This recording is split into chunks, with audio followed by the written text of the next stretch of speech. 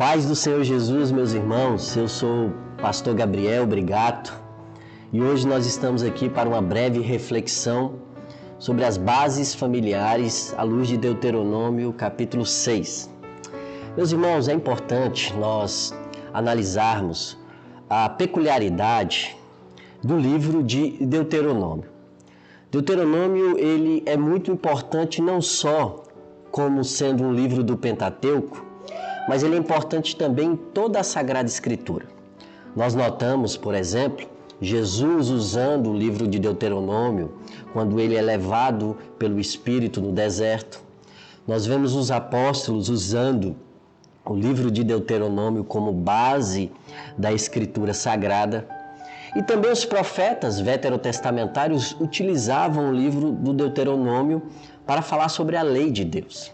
O livro de Deuteronômio, ele é peculiar dos livros do Pentateuco, porque enquanto Gênesis, Êxodo, Levítico, Números se fundamentam na narrativa de mostrar a revelação de Deus para o seu povo, Deuteronômio, ele tem um estilo de discurso e sermões para justamente uma geração que viu seus pais sofrerem no deserto durante 40 anos e por causa desse sofrimento, eles agora são preparados por Deus para entrarem na Terra Prometida.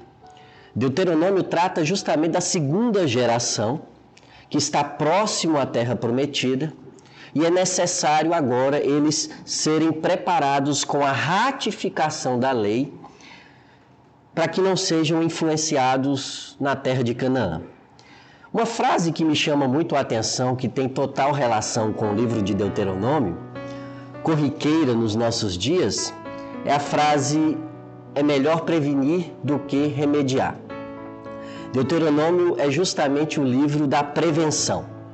Enquanto que nós lemos a história de Êxodo, falando da geração que estava no Egito sofrendo opressão pelos egípcios, foram libertados por Deus e agora estão recebendo o remédio para tirar o Egito do seu coração, com a revelação de Deus. Deuteronômio trata de uma outra geração que precisa se prevenir para não ser influenciado na terra de Canaã. Nesse aspecto, você analisa que o livro de Deuteronômio, ele sempre vai focalizar alguns pontos importantes com base na lei de Deus. Você vai ver, por exemplo, palavras como: ouve, ó Israel, o Senhor é o único Deus. Você vai perceber que constantemente vai estar falando sobre aprender, sobre cuidar e sobre cumprir a palavra de Deus. Isso porque essa segunda geração não tinha muito tempo, porque estavam próximos à terra prometida, já estavam para entrar na terra prometida, e Moisés então faz esse discurso pastoral, mostrando o quanto é importante eles guardarem a lei do Senhor. Nesse aspecto, você percebe, por exemplo, que existe uma relação do Israel nação e existe uma relação do Israel família. E o texto do capítulo 6, que está totalmente vinculado ao capítulo 5, em que o capítulo 5 vai novamente falar sobre o decálogo, os 10 mandamentos do Senhor, no capítulo 6 você percebe agora de forma particular como é que essa prevenção no contexto familiar ela deve acontecer. E é com base justamente nesse texto do capítulo 6, do verso 4 ao verso 9, que nós traremos alguns princípios sobre as bases familiares da família, cujo objetivo é viver com base a lei de Deus. E eu queria ler o texto com vocês e destacar alguns pontos importantes. O verso 4 diz assim: ouve, Israel, o Senhor nosso Deus é o único Senhor. Amarás, pois, o Senhor teu Deus de todo o teu coração, de toda a tua alma e de toda a tua força. Estas palavras que hoje te ordeno estarão no teu coração. Tu as inculcarás a teus filhos e delas falarás assentado em tua casa e andando pelo caminho. E ao deitar-te e ao levantar-te, também as atarás como sinal na tua mão, e te serão por frontal entre os olhos. E as escreverás nos umbrais de tua casa e nas tuas portas. Veja bem, meus irmãos, o versículo 4 é um versículo muito importante para o judeu. Eles chamam esse versículo de uma citação chamada Shema. Shema, que é justamente a tradução que nós temos de ouve.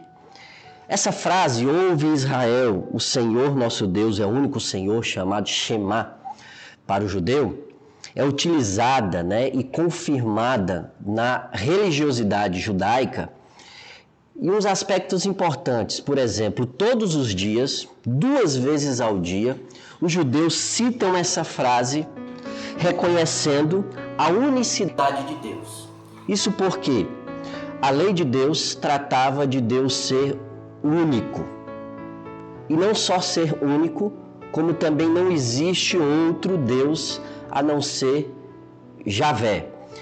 E para o judeu confirmar durante o dia, nessas 2 vezes, trazia o seu pensamento monoteísta.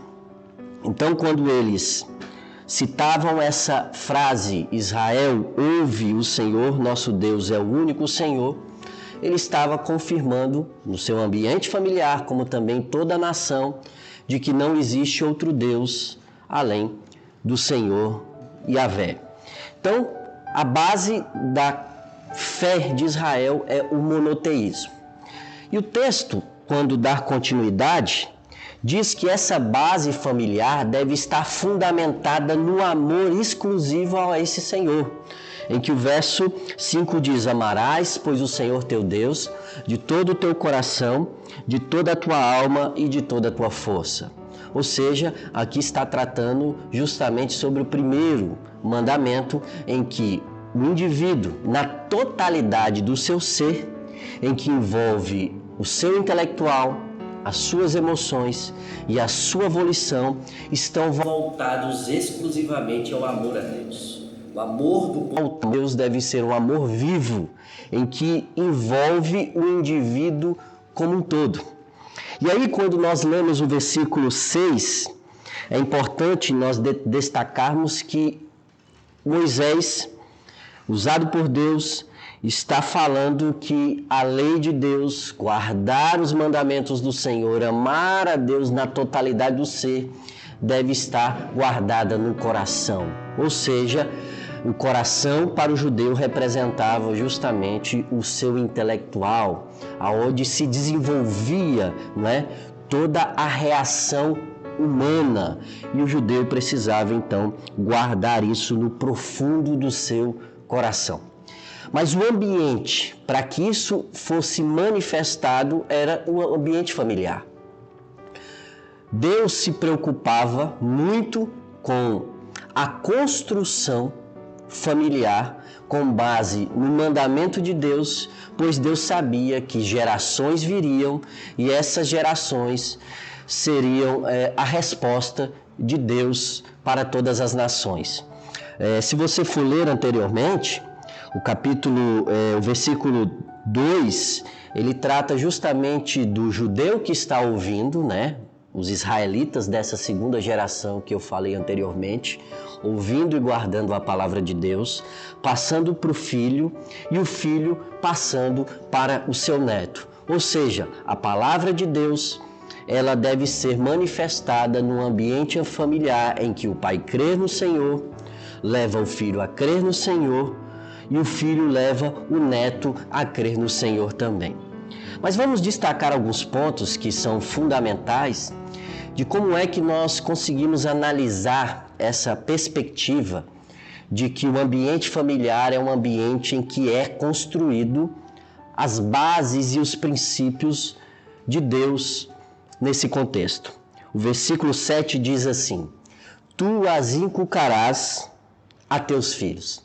Esse termo para mim é extraordinário, Embora nós temos aí algumas traduções que diz insistir, né? Ensinar, perseverar, não é? Fazer com que o filho conheça a palavra de Deus. Quando nós vamos para o texto hebraico, o significado geral desta palavra é afiar intensamente a espada. Ou seja, Moisés utiliza esse texto num contexto, né, real em que Israel estava vivendo. Israel tinha passado por algumas batalhas e agora enfrentaria a sua maior batalha, que era entrar na terra de Canaã. E esse texto se encaixa muito bem nesse contexto, porque afiar a espada tinha a ver com a luta, com a guerra. Mas o sentido de afiar intensamente o filho tinha a proposta justamente de trazer a realidade do contexto dos cananeus, pois o contexto dos cananeus era um contexto de intensa idolatria e o filho precisava estar justamente preparado, afiado intensamente para não ser influenciado pela idolatria, pelo mundo dos cananeus. E é importante nós destacarmos aqui que o sentido de afiar a espada tem a ver com preparar o filho para a realidade da vida. Então Deus está dizendo: inculca a lei de Deus, faça com que o seu filho ame a Deus acima de qualquer coisa, que o seu filho ame a Deus na totalidade do seu ser, porque o seu filho, nessa perspectiva, está sendo preparado para essa realidade que muitas vezes é hostil, que muitas vezes é intensa e que a sua proposta é justamente tirá-lo do seu propósito. Então a preparação aqui tem a ver com o seu filho, ele é importante e ele é a resposta de Deus para a sua geração. Então, quando nós analisamos isso, de imediato nós compreendemos que a função do pai nas bases familiares é justamente preparar o filho para a realidade da vida. E a forma como nós fazemos, ou melhor dizendo, o conteúdo que nós podemos trazer para que o nosso filho seja preparado de forma correta é amando ao Senhor acima de todas as coisas. Preparar o filho não é apenas criá-lo, mas é saber que o filho é a resposta de Deus para a sua geração. Outra coisa importante que nós percebemos no texto, e é uma pergunta que naturalmente nós fazemos, em especial na nossa realidade, é como nós conseguimos preparar o nosso filho para ser a resposta de Deus para a sua geração, para firmar as bases dele no amor ao Senhor. O texto, no versículo 7, depois de dizer sobre o termo afiar intensamente a espada, que traduzido na nossa Bíblia, inculcarás, diz o seguinte: dela falarás assentado em tua casa e andando pelo caminho e ao deitar-te e ao levantar-te. Aqui nós destacamos alguns pontos importantes sobre essa preparação. E o primeiro ponto que nós podemos destacar é justamente o falar. O que significa isso? O que significa essa expressão falar assentado em tua casa? Na verdade, o que estava sendo preparado para Israel era o ambiente familiar, é um ambiente em que as pessoas falem de Deus, que as pessoas com as suas palavras expressem que de fato acreditam em Deus.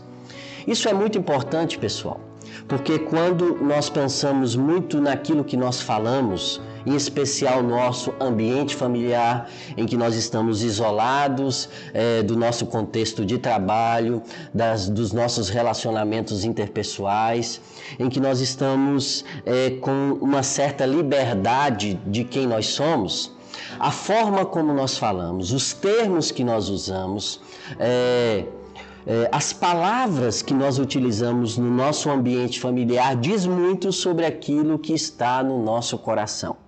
Então o texto está dizendo que as nossas palavras devem ser palavras que estejam associadas diretamente com o que nós cremos, que é amar a Deus com toda nossa intensidade. Os nossos filhos devem ver nas nossas palavras, de fato, o amor que temos a Deus. Mas o texto continua. O texto diz assim: e andando pelo caminho. É interessante que nós podemos fazer duas propostas aqui com respeito a isso. A primeira delas é que andando o caminho tem a ver justamente com essas atividades naturais em que o pai e o filho fazem no decorrer da vida, no cotidiano. O filho está com o pai quando vai à padaria comprar o pão. O filho está com o pai em determinadas situações específicas, em momentos específicos. E esses momentos, nessa caminhada, são importantes para que o pai, a mãe, falem sobre o Evangelho, falem sobre amar a Deus, falem sobre a lei de Deus, preparem o seu filho para a vida. Mas outro ponto é interessante também, que mostra que a vida é uma caminhada. E nessa caminhada em que o pai é o personagem, como também a mãe, principal na vida do filho, o pai tem o privilégio de levar a Deus para o seu filho, de ensinar a Deus para o seu filho nessa caminhada longa de preparação. O texto continua dizendo, falando pelo caminho e ao deitar-te e ao levantar-te. Esse deitar-te e levantar-te tem a ver com todo o dia, o ambiente, das 24 horas que nós temos, em que o indivíduo acorda, em que o indivíduo dorme, é um ambiente que deve ser divulgado o nome de Deus, que deve haver uma preparação de Deus na vida do filho. Outro ponto importante que nós percebemos é que falar, andar, ensinar o filho tem a ver com o exemplo, com as atitudes, como o pai e a mãe se comportam com base naquilo que eles creem. Continuando o texto, no verso 8 e verso 9, nós temos aqui uma apresentação de como é que você fala, você ensina, você anda com o seu filho por meio do exemplo do pai e o exemplo da mãe. E aqui ele vai ensinar alguns pontos importantes. O texto diz, também as atarás como sinal na tua mão. A mão representa justamente as obras, as atitudes, a manifestação ativa, volitiva dos pais que são importantes como exemplo de amor a Deus para os seus filhos. Outra parte também diz, e te serão por frontal entre os olhos. O texto está dizendo também que não só o pai fala, anda, ensina, mas o pai demonstra que de fato crê no Senhor e ama o Senhor acima de qualquer coisa. Mas um ponto interessante também, e aqui nós concluímos a nossa reflexão, é que o ambiente familiar é importante para manifestar o testemunho para aqueles que estão próximos dessa família, os vizinhos, os parentes e as pessoas que estão envolvidas de forma indireta ou indireta. O texto diz, e as escreverás nos umbrais da tua casa e nas tuas portas. O ambiente familiar é um ambiente em que se revela a glória de Deus. É a preparação que o pai e a mãe traz para que o filho conheça o Senhor. Mas o interessante disso é que o vizinho, ao olhar para aquela família, que as pessoas ao passarem por aquela casa, eles viam que aquela família se evidenciava o amor a Deus. É interessante também observarmos, queridos irmãos, que quando nós vamos para o verso 20 e o verso 21, nós temos uma realidade que acontece em toda a família, que é justamente a crise existencial que todo filho tem com respeito à sua vida, às suas crenças, com respeito à sua existência. E o texto diz no verso 20, quando teu filho no futuro te perguntar dizendo o que significam os testemunhos, estatutos e juízos que o Senhor nosso Deus vos ordenou, então dirás ao teu filho, éramos servos de Faraó no Egito, porém o Senhor de lá nos tirou com poderosa mão. Esse texto ele traz uma realidade de que todo filho ele passa por um momento de crise existencial. Ele vai fazer perguntas sobre o porquê que eu devo amar a esse Deus que o meu pai tanto prega e apresenta para mim com a sua fala, com o seu ensinamento, com a sua própria vida. É natural de todo ser humano fazer essa pergunta. E chega um momento que a crise bate e o indivíduo então pergunta ao seu pai. Interessante que a resposta é direta e fundamentada no maior princípio das Escrituras, que revela no contexto de Moisés a escravidão no Egito e que revela para nós, no nosso contexto em Cristo Jesus, a escravidão do pecado. O pai deveria ensinar ao seu filho que eles eram escravos no Egito e Deus, somente Deus, por sua poderosa mão, os libertou e direcionou o seu filho, como também toda aquela família, para a terra prometida. Nós ensinamos ao nosso filho o porquê devemos amar a Deus, na perspectiva de que nós, por causa da nossa natureza humana pecadora, vivemos com base na consequência do pecado original. E por causa de Deus em seu Filho, nós temos então a libertação dos nossos pecados e agora estamos sendo conduzidos à terra prometida, que é o novo céu, a nova terra. Meus amados irmãos, isso nos ensina que muitas vezes nós pensamos sobre tantas formas e metodologias, sobre tantos ensinos que nós podemos trazer aos nossos filhos, sobre qual é a melhor mensagem para fundamentar os nossos filhos amando a Deus. E nós não devemos nos esquecer que a mensagem que nossos filhos precisam para amar a Deus é trazer a sua consciência do que o pecado é e qual foi a consequência do pecado na vida humana. Mas melhor ainda, é que mesmo diante dessa consequência, Deus manifestou a sua misericórdia. E diante dessa realidade, Deus nos libertou. E hoje nós temos vida e vivemos em direção a algo muito maior, que é a eternidade, que é a vida eterna, que é a Nova Jerusalém. Então, você e eu aprendemos alguns princípios importantes. Devemos amar a Deus e devemos passar esse amor a Deus para os nossos filhos. E esse amor deve ter a única mensagem de que nós éramos escravos por causa dos nossos pecados. Mas Deus nos libertou e hoje nós temos vida, porque nós vivemos na pessoa de Jesus, na promessa de Jesus, que um dia Ele voltará e um dia nós estaremos nessa terra que o Senhor prometeu a nós, na terra celestial, na terra eterna, prometida por Ele. Então, a melhor forma de preparar nosso filho para a vida, para que ele responda de forma que Deus se agrade, com base na geração dele, que precisa ouvir o Evangelho, é que o seu filho creia que ele é pecador, mas que Deus o libertou do pecado.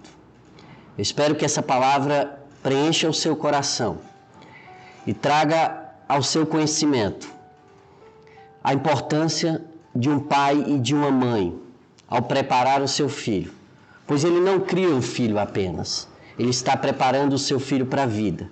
E ao preparar o seu filho para a vida, ele está preparando o seu filho para que o seu filho seja a resposta de Deus para a sua geração. E a única forma é amar a Deus acima de todas as coisas. É reconhecer que a escravidão faz parte da natureza pecaminosa do homem. Mas Deus, por sua misericórdia, libertou o homem e ele, através da sua atitude, ele, através da sua vida, ele, através do seu crer, manifesta isso para outras pessoas e a sua geração recebe a palavra de Deus. Fique com Deus, que Deus abençoe a sua vida, que prepare você e o ambiente do seu lar para que o Evangelho seja pregado. E não só o seu filho, mas que os seus vizinhos, que as pessoas que se relacionam com você, conheçam esse Deus que você ama. Que Deus abençoe a sua vida.